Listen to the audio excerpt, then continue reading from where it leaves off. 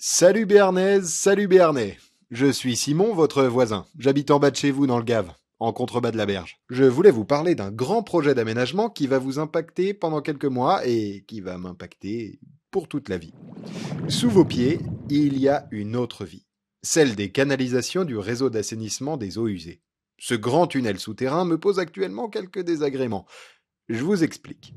Aujourd'hui, le réseau d'assainissement fonctionne grâce à 3 collecteurs principaux qui acheminent les eaux usées de Pau et de 14 communes de l'agglomération vers la station de traitement des eaux usées de l'Escar. Lorsqu'il pleut intensément, les 3 réseaux principaux, et notamment le collecteur intercommunal sud, se retrouvent saturés. Ils boivent la tasse en quelque sorte. Résultat, les surplus d'effluents sont directement recrachés dans le Gave, sans passer par la case assainissement. Ainsi, aïe aïe aïe aïe aïe aïe aïe, tempête de déchets sur moi.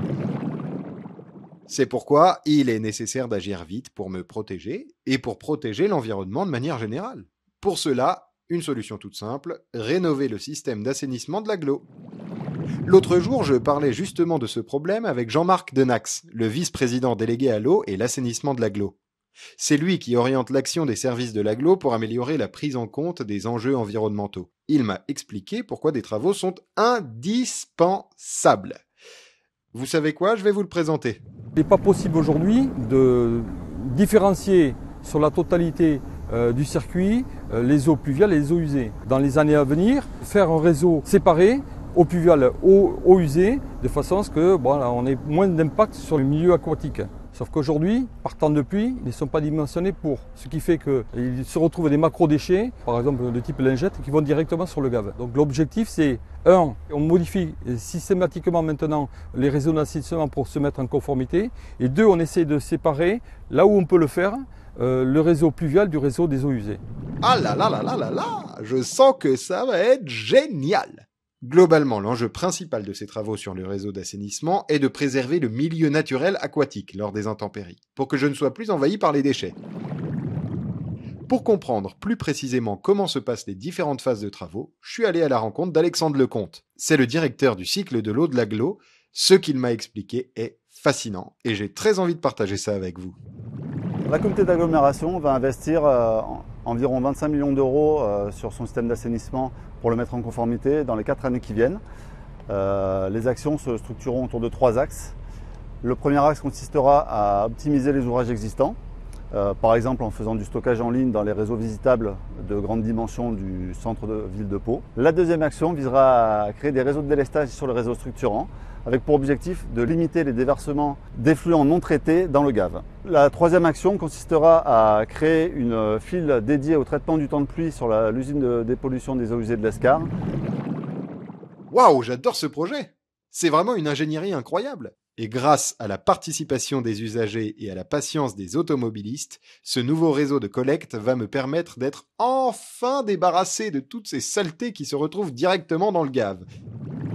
Les effluents seront ainsi acheminés jusqu'à l'usine de dépollution des eaux usées de l'Escar, qui connaîtra elle aussi des travaux de renforcement pour augmenter sa capacité de traitement. Youpi! Je vais pouvoir vivre et naviguer dans une eau toute propre.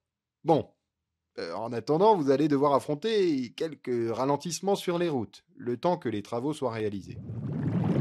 À ce propos, j'ai rencontré Ludovic Lefloc, un ingénieur du service assainissement de l'agglo qui s'occupe de l'organisation des travaux. D'ailleurs, je vais vous le présenter, il va vous expliquer pourquoi ces travaux nécessitent un peu de temps, et qui dit temps, dit patience. La durée des travaux, on est parti sur une durée de 6 à 8 mois, sur une longueur qui est quand même de 1000 mètres quasiment. Ce qui explique la durée de ces travaux, c'est que vous devez déjà commencer par manutentionner les canalisations.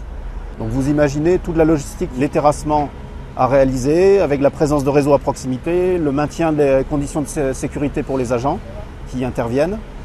Le fait que ces tuyaux ont beau peser 5 tonnes, vous devez les poser avec une pente maîtrisée. Les travaux auront un impact sur la rive droite du Gave de Pau. La durée de vie attendue des ouvrages que nous sommes en train de construire est d'environ 100 ans. Donc effectivement, les gens peuvent ressentir une forte gêne par rapport à l'impact, les conséquences sur leur vie personnelle, notamment pour les riverains et les gens qui empruntent cette route tous les jours. Mais une fois qu'on sera passé, on part du principe qu'on ne les embêtera plus pendant un siècle. Que de précision très instructive grâce à Ludovic, merci. Vous l'aurez compris, un petit détour pour vous, un grand changement pour l'eau, c'est aussi ça, l'entraide entre voisins. Alors ensemble, protégeons nos cours d'eau. Et des chats!